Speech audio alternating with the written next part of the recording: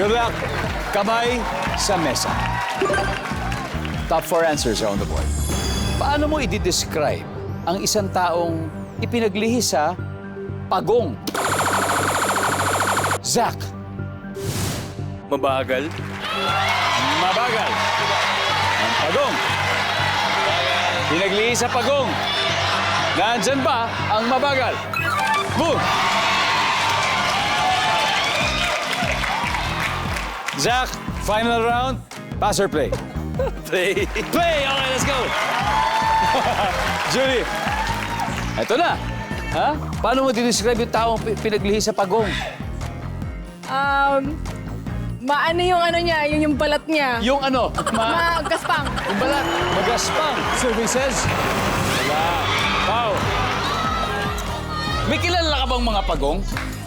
May mga pagong na kilala? Oo. Marami. Marami. Ayun. Isipin mo na yung mga kaibigan natin pagong.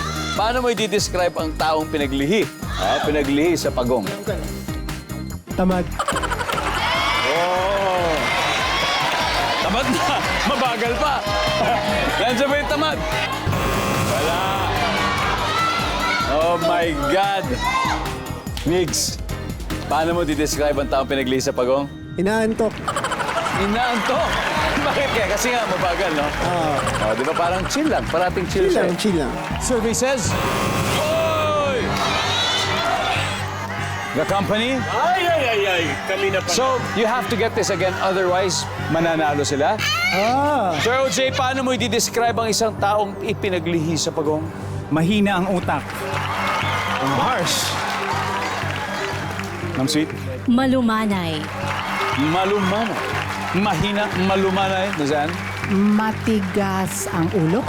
Matigas sa ulo. Shell. Mahina, malumanay, matigas. And final answer, Sir Moy, paano mo i-describe ang tao na ipinaglihi sa pagong? Kung nakuha niyo to, tapos na ito.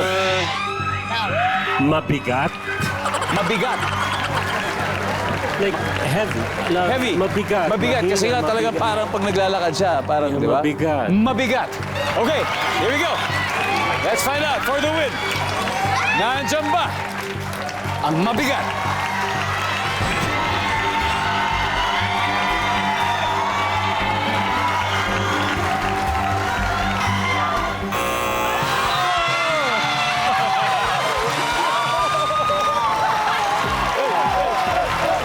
Okay. We'll see number 4. Ano ba yung number 4? Pango? Number 3.